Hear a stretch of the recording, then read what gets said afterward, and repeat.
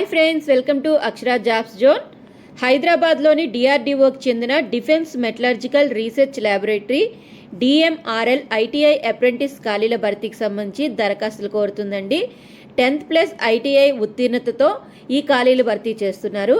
ఈ ప్రకటనకు సంబంధించి భర్తీ చేయబోయే ఖాళీలకు గాను ఎటువంటి ఎక్స్పీరియన్స్ కానీ అవసరం లేదండి. ఎటువంటి ఫీ రుసుము కూడా చెల్లించాల్సిన అవసరం లేదు. ఎటువంటి రాత పరీక్ష లేకుండా డైరెక్ట్గా సర్టిఫికేట్ వెరిఫికేషన్ ద్వారా ఖాళీలను భర్తీ చేయబోతున్నారు. Andhra, Telangana both male and female అభ్యర్థులు అందరూ కూడా దరఖాస్తు చేసుకునేందుకు అర్హులేనండి. ఇక ఈ డిఆర్డీఎల్ హైదరాబాద్ అప్రెంటిస్కి ఏ విధంగా దరఖాస్తు చేసుకోవాలో ఈ వీడియోలో తెలుసుకుందాం ఫ్రెండ్స్. అంతకంటే ముందు మీరు కనుక మా ఛానల్ని ఇంకా సబ్స్క్రైబ్ చేసుకున్నట్లయితే కింద ఉన్న సబ్స్క్రైబ్ బటన్ని ట్యాప్ చేయండి ఫ్రెండ్స్. మా ఛానల్కి సంబంధించిన లేటెస్ట్ వీడియోస్ని నోటిఫికేషన్ రూపంలో పొందేందుకు గాను పక్కనే ఉన్న బెల్ ఐకాన్ కూడా ట్యాప్ చేయండి ఫ్రెండ్స్. ఇక వివరాల్లోకి వెళ్ళినట్లయితే engagement of ITI apprentices for training at DMRL for the year 2024-2025 2024-25 సంవత్సరానికి గాను ఐటీఐ అప్రెంటిసెస్ ట్రైనింగ్ కొరకు డిఫెన్స్ మెటలర్జికల్ రీసెర్చ్ ల్యాబొరేటరీ నుంచి ఈ ప్రకటన అయితే రావడం జరిగిందండి.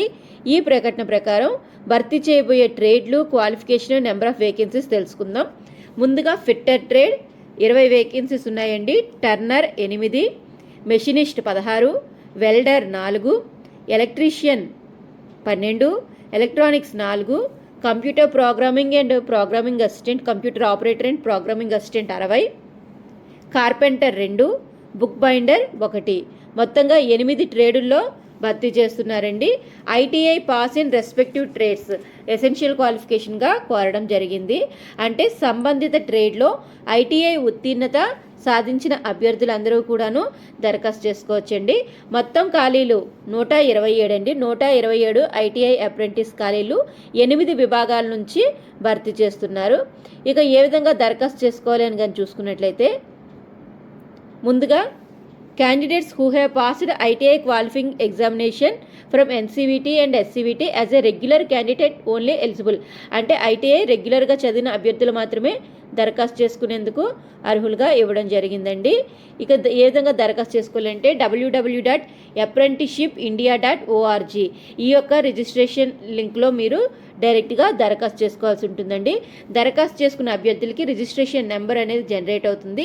This registration number will further be verified at the time of selection are document verification. మీరు దరఖాస్తు చేసుకునే టైంలో మీకు ఏదైతే రిజిస్ట్రేషన్ నెంబర్ జనరేట్ అవుతుందో ఈ రిజిస్ట్రేషన్ నెంబర్ అనేది మీకు డాక్యుమెంట్ వెరిఫికేషన్ టైంలో వెరిఫై చేయడం జరుగుతుందని సూచించడం జరిగిందండి.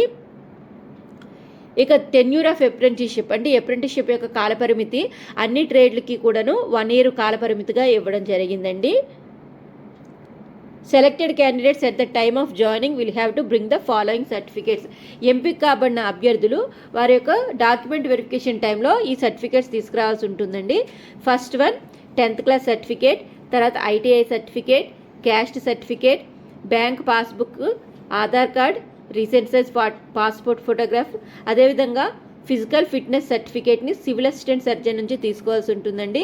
దీంతోపాటుగా పోలీస్ వెరిఫికేషన్ సర్టిఫికేట్ అనేది మీ లోకల్ పోలీస్ స్టేషన్ నుంచి తీసుకురావాల్సి ఉంటుంది.